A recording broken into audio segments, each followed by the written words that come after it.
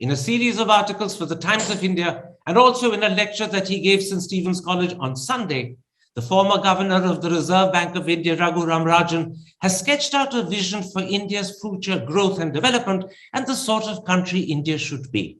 He calls it a truly Indian vision, and the vision is certainly very different to the prevailing vision that governs us today. Joining us now by Zoom from America is Raghuram Rajan to talk about his vision in greater detail. Dr. Rajan, as I said in that introduction, in those articles that you wrote for the Times of India, as well as in the lecture you gave St. Stephen's College on Sunday, you sketched out a vision for India's future, which involves a fairly radical rethinking of India's politics and economic strategy. In the Times of India article, you say, our democracy and our economy need course correction. In the St. Stephen's College lecture, you say, critical to our economic future is the need to strengthen our liberal democracy and institutions. If we allow our liberal democracy to deteriorate into populist majoritarian authoritarianism, it's not just our economic future that will be jeopardized, but our soul as a nation. Before I come to details, and I will come to them in a moment's time, am I right in my belief that the political and economic dimension of your vision are interlinked and intertwined and cannot be separated? Change in one direction is not sufficient. It has to happen in both together. Yes, you're absolutely right, except that I don't think this is my vision. I think it is the vision of our founding fathers. And what I want to say is, given the changes in the world since the time they thought of that vision, there are some course changes we have to make, both to our democratic institutions to strengthen them, but also to our economic paths to try and adapt to where the world is going.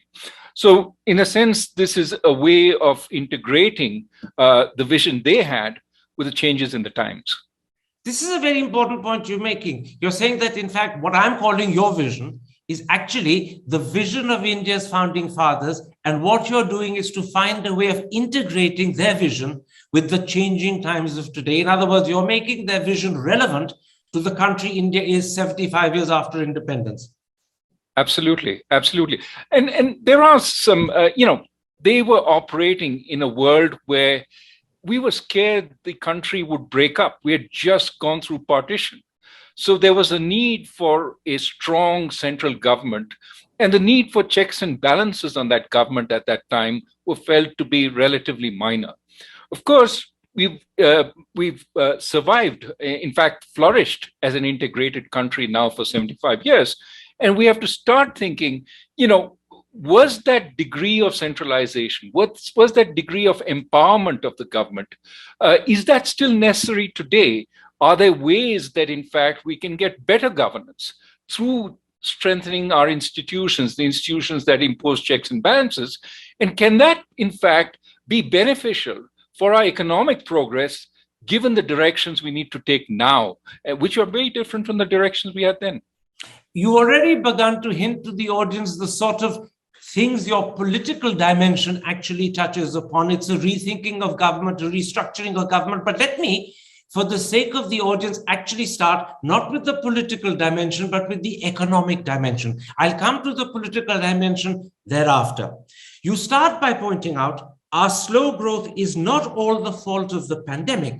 Our underperformance predates the pandemic. Can you briefly explain to the audience, where did we go wrong in the decade after the financial crisis of 2008? Well, let's start first with the liberalization that happened in 1990-91 after the crisis we experienced then. We opened up the economy, and that was great for economic growth. We had 20 years of really strong economic growth, 7% a year. And this growth it came from the private sector, which was given a lot of new opportunities. We got away from the license permit Raj. We actually started focusing more on things like education. We spent more on education. We improved our schooling. We got most of our kids back into school. So lots of good things were happening on the private sector side, were happening on the social side. And what was left was, in some sense, the old dream of following the manufacturing-led growth pathway to middle income, which many countries have followed before us.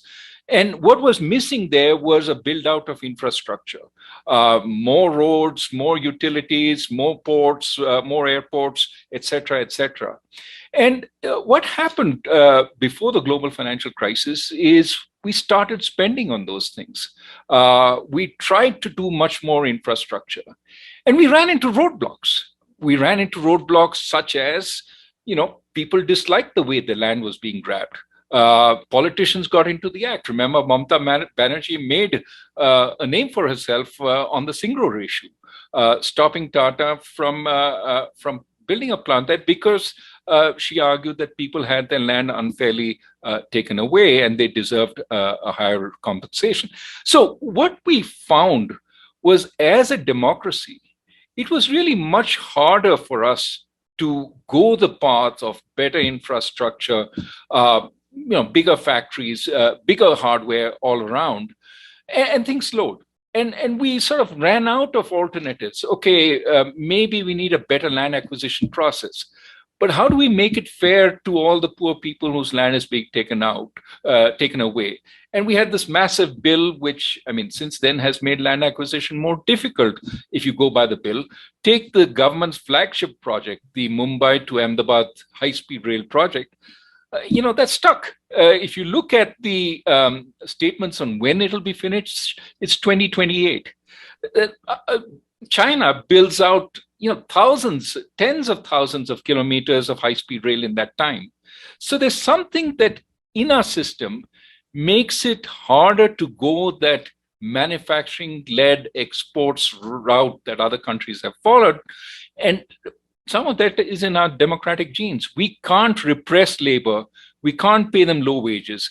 We can't repress households. We can't pay them low earnings on their capital. We can't just take away people's land and build out infrastructure just like that. That's what authoritarian countries do. And if we want to follow that path, it's going to take us much longer, be much slower. The problem is that the budget announced by the government on the 1st of February attempts to go down the very path that you are pointing out didn't work for India. The budget has a huge stress on infrastructure, and that means all the problems that we encountered 9-10 years ago will be back facing us again. And again, the budget has a huge stress on trying to replicate China. I believe that you firmly are of the opinion that replicating China, A, is not possible because the world has changed. It won't want another China.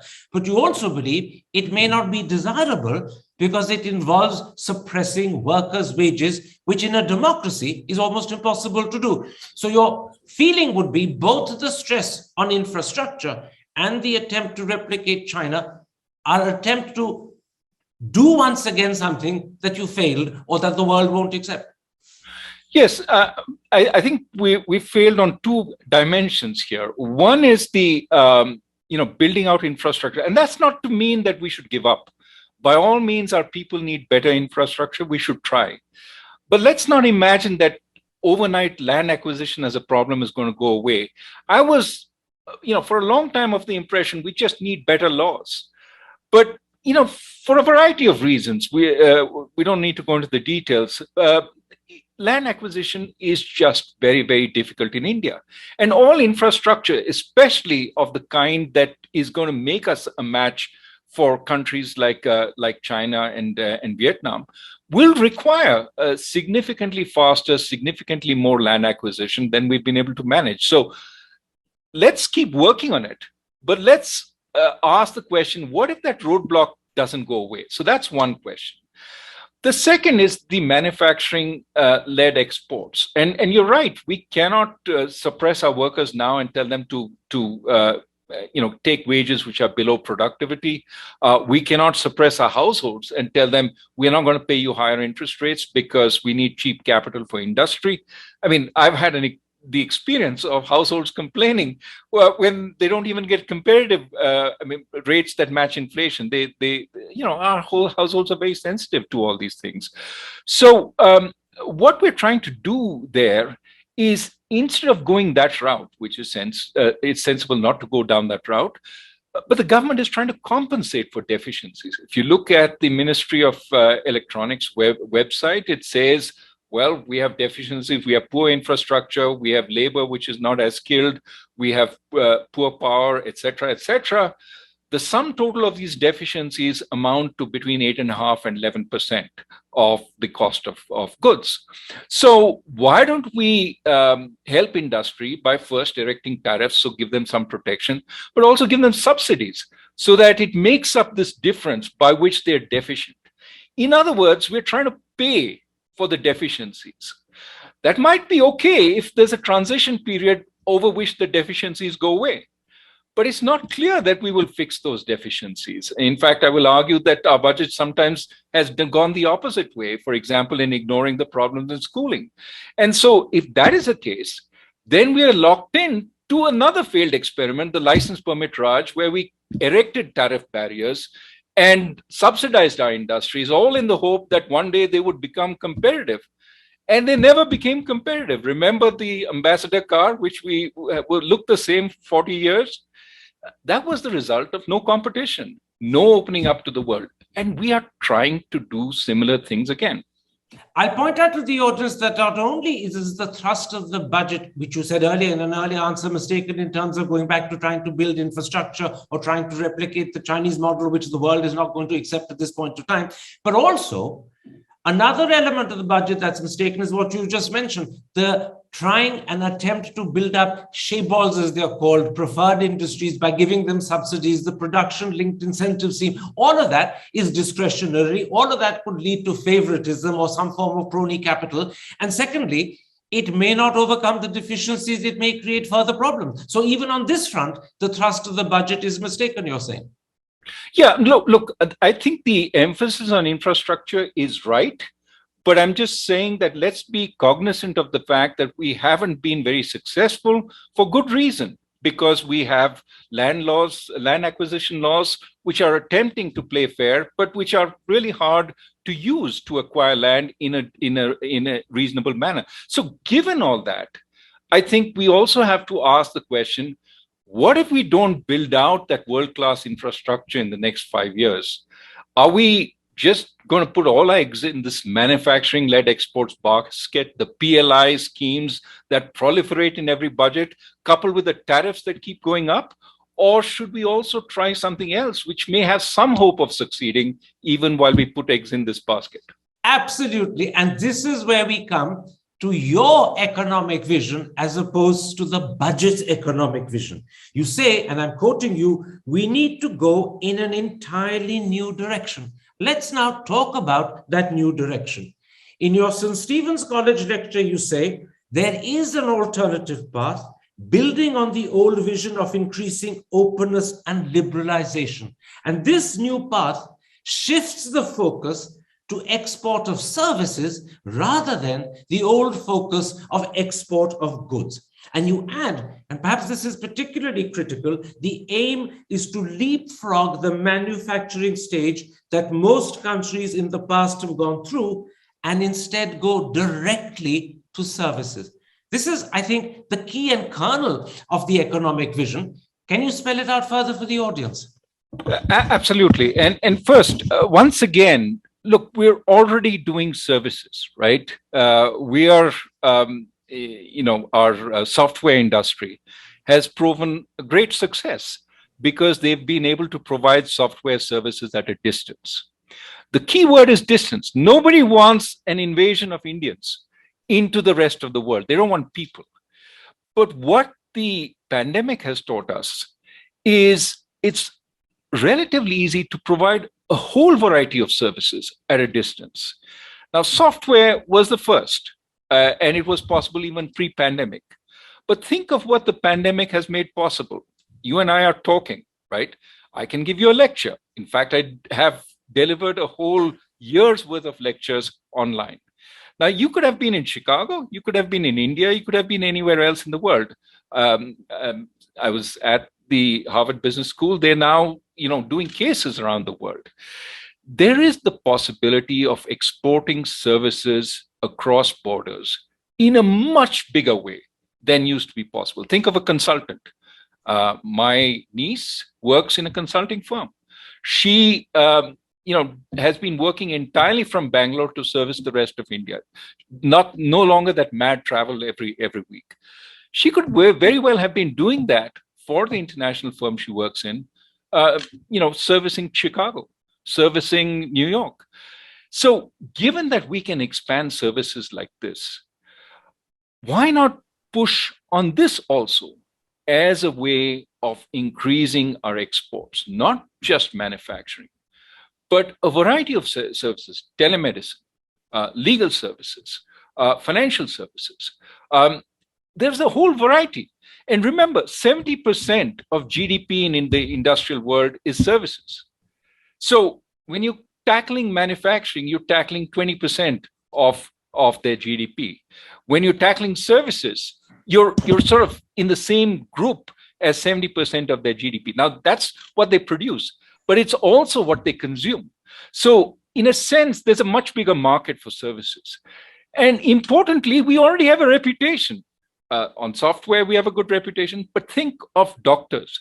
In the West, when they think of a doctor, often they think of an Indian doctor because so many of our expats have gone there and become good, sort of respected doctors in those areas. So there are areas where we already have a reasonable reputation, which we can build on. Consultants, every consulting firm in the world is full of Indian consultants. So why not sell them the services from India? Think of what we need, and it's not straightforward or simple, but with a little bit of work, it can be done. Let me take medical services. A doctor in India cannot practice in the US today because it's an exam which keeps them apart. Many Indians come to the US, give that exam, and then become qualified in practice. Well, shouldn't we be discussing with the US? You want to sell us goods? Let our doctors sell their services into the US. So make that exam. Fine, we're willing to take exams, but make that exam more easily accessible for doctors in India. Let them be able to take it online or whatever. There are ways of facilitating the exam process. So that would help the doctors in India actually sell their services there. One more. Medicare and Medicaid or the National Health Service in the UK don't pay for medical services provided by people from outside. Why don't we start saying, okay, we are willing to do some of what you want us to do on trade of goods, but give us this on services. Start paying for Indian hospitals, Indian doctors who offer services to your patients.